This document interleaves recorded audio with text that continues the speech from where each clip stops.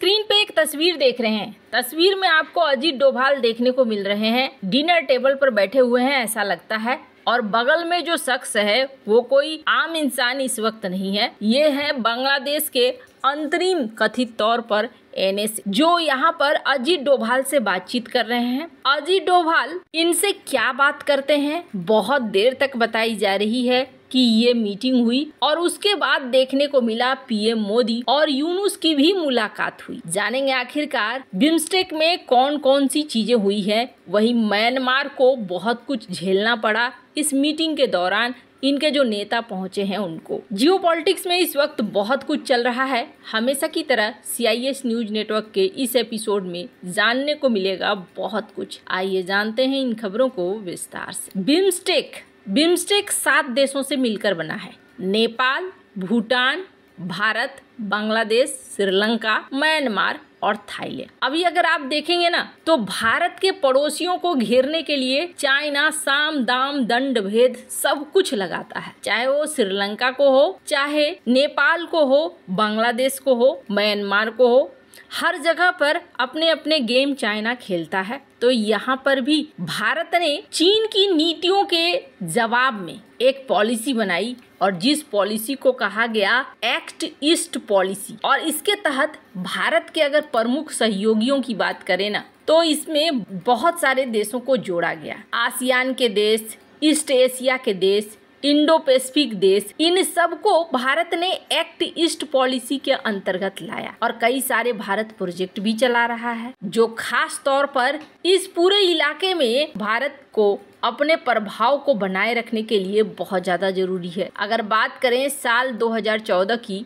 तो देश में नई सरकार बनी पहली बार, और पाकिस्तान के उस समय के PM नवाज शरीफ के साथ सार्क देशों के 6 नेता भी आए। ऐसा पहली बार हुआ जब किसी भारतीय PM के शपथ ग्रहण में विदेशी नेता पहुंचे थे। 6 महीने बाद PM मोदी सार्क समिट में शामिल होने के लिए काठमांडू पहुंचे। इस समिट में भारत का जोर रेल और मोटर व्हीकल एग्रीमेंट लाने पर था, लेकिन उस समय पाक सरकार ने इसमें अड़ंगा लगा दिया। इतना ही नहीं, पाकिस्तान में ऑब्जर्वर कंट्री चीन के सिल्क रोड प्रोजेक्ट को पेश करने की वकालत कर दी। भारत ये चीज समझ चुका था कि यहाँ पर गेम हो रहा है, और इस वजह से PM मोदी यहाँ पर नवाज शरीफ से उन्होंने आधिकारिक मुलाकात भी नहीं की थी। साल 2016 में उरी अटैक के बाद भारत ने सार्क समिट में शामिल होने के लिए पाकिस्तान जाने से इनकार कर दिया, और भारत के इनकार के बाद बांग्लादेश, भूटान, अफगानिस्तान ने भी पाकिस्तान जाने से इनकार कर दिया। इस घटना के 9 साल बीत जाने के बाद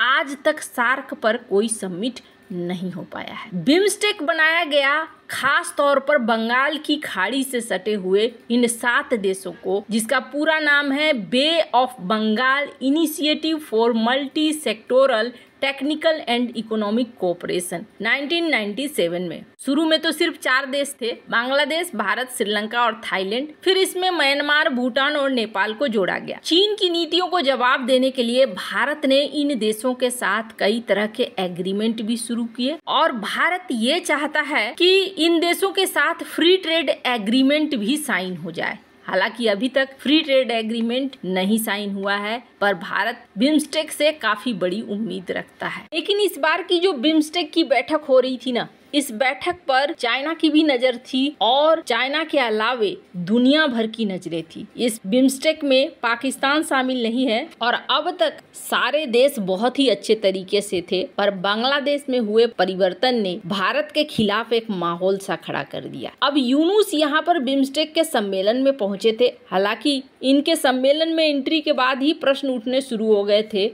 कई सारे लोगों ने ये कहना शुरू कर दिया था कि PM मोदी के लिए रेड कारपेट बिछाया गया, लेकिन यूनुस के लिए तो रेड कारपेट का कोई प्रबंध नहीं हुआ। आखिरकार ऐसा स्वागत क्यों हुआ? वैसे यहाँ पर जनरल मिंग भी पहुँचे थे, जो कि म्यांमार के मिंग भी यहाँ पहुँचे थे। इनका भी जोरदार तरीके से स्वागत किया गया, रेड कारपेट वेलकम किया गया इनका भी। हालांकि बहुत जगह इनको विरोध भी झेलना पड़ा, सोशल मीडिया हो या स्थानीय लोगों का विरोध हो। म्यांमार में जो कुछ भी हालात हो रहे हैं उन सब के बीच में, पर यूनुस को रेड कारपेट नहीं दिया गया, जिसको लेकर ये कहा गया कि चूंकि ये एक अंतरिम सरकार है, इस वजह से भी हो सकता है कि औपचारिकता बहुत ज्यादा नहीं निभाई गई। पर इस मीटिंग के दौरान ये भी देखने को मिला कि बहुत सारे द्विपक्षीय मीटिंग हुए। पीएम मोदी की जनरल मिंग के साथ भी मुलाकात हुई और म्यांमार को लेकर बातचीत भी हुई। म्यांमार में जो भूकंप आया है उस चीज को लेकर भी बात हुई। पीएम मोदी ने यहाँ पर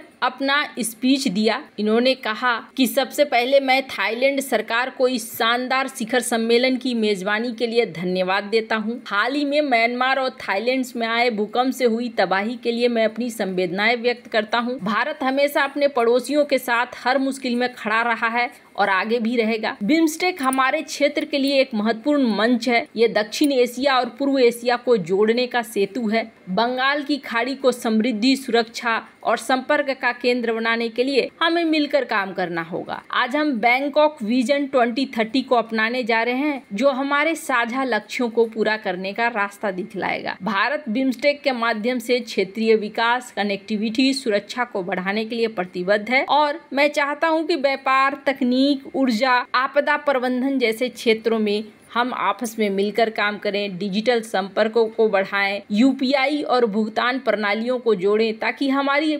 अर्थव्यवस्थाएं मजबूत होंगी और लोगों का जीवन बेहतर होगा। हमारा लक्ष्य एक ऐसा बिम्स्टेक बनाने का है जो समावेशी, लचीला और खुला हो। भारत अपनी नेबरहुड फर्स्ट और एक्ट ईस्ट नीतियों के तहत इस मंच को मजबूत करने को तैयार है। हमारा उत्तर पूर्वी क्षेत्र बिम्स्टेक का दिल है। इसे विकसित करना हमारा प्राथमिकता है। यहाँ पर आपने देखा, उन्होंने अपने भाषण में ही नॉर्थ ईस्ट को लेकर कह दिया कि ये बिम्स्टेक का दिल है। हमें जलवायु परिवर्तन, समुद्री सुरक्षा, आतंकवाद जैसे चुनौतियों से भी निपटना होगा। इसके लिए मैं बिम्स्टेक देशों से एकजुट होकर काम करने का आह्वान करता हूँ। भारत इसके लिए टेक्नोलॉजी सहायता और संसाधन देने को तैयार है। इन्होंने कहा कि अंत में मैं ये कहना चाहता हूँ कि बिम्स्टेक सिर्फ सरकारों का संगठन नहीं है, बल्कि हमारे लोगों की आकांक्षाओं का भी प्रतीक है। अब जहाँ एक तरफ ये भाषण वगैरह खत्म हुआ, द्विपक्षीय मीटिंग का सिलसिला शुरू हुआ, तो माना गया था कि यूनुस के साथ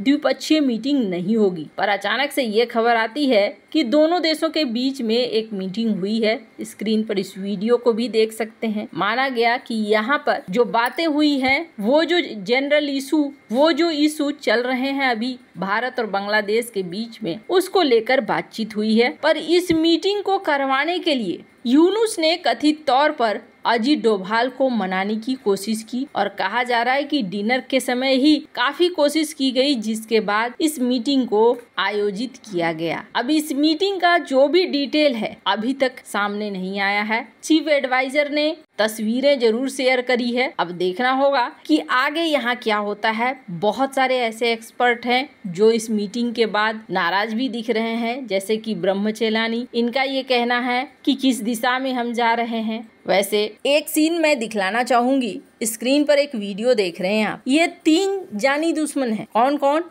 चाइना, जापान और दक्षिण कोरिया। फिर भी ये मीटिंग कर रहे हैं और न सिर्फ मीटिंग कर रहे हैं बल्कि अर्थव्यवस्था को लेकर बातचीत भी कर रहे हैं। ऐसे में ऐसा लगता है जैसे पुरानी पद्धति राजनीति की अब खत्म हो चुकी है, कूटनीति की खत्म हो चुकी है और अब नई चीजें आने लगी हैं दुनिया में। आपको क्या लगता है? इन सब मामले में आपकी क्या राय है? कमेंट कर जरूर बताएं। जल्द मिलते हैं अगले वीडियो में नई खबर के साथ।